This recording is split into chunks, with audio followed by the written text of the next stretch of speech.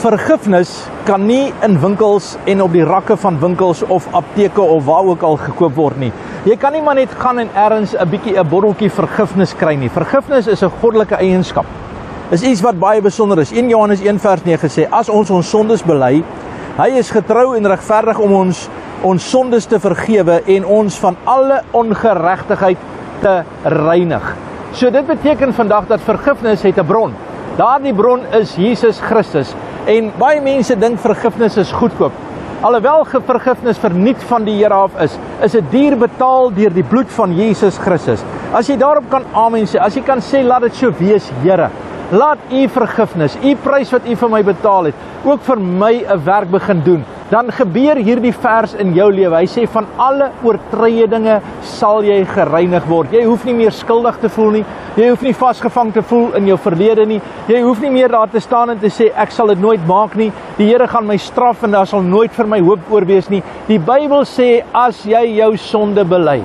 Ek sê altyd vir mense hierdie saak, dat belydenis, berou, is die taal wat God hoor. God hoor nie arrogansie nie. God hoor nie verskonings nie. God hoor nie allerhande redes nie. God sê, ek wil sien dat jou hart gereed is om vergifnis te ontvang. Jou hart is gereed om leeg te word, sodat dit vol kan word met sy krag. Vergifnis is nie net 'n woord nie. Dit is 'n geweldige groot aksie wat moet gebeur om jou verhouding te herstel met God. En die Here Jesus het dit vir jou gedoen sodat jy die vryheid kan belewe. Jou verlede is nie jou toekoms nie. Ek moet dit vir jou sê, jou verlede, wat gebeur het, is nie jou toekoms nie. Jy het 'n pragtige toekoms. Gaan na die Here toe vandag. Sê vir die Here. En as jy kan vir die Here vra vir vergifnis, as jy dit kan glo, wat van jy maak 'n besluit en jy sê, ek vergewe die mense wat my seer gemaak het, wat skade gemaak het. Wat doen jy? Sit die situasie in God se hande. Ons is nie die regters wat moet besluite neem nie.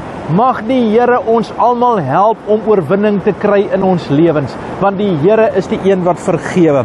Vader, in Jesus naam, dank ek u, Here, u ons help. Ek wil vir jou bid, dat die Here jou sal help, dat jy nie meer 'n las sal dra nie.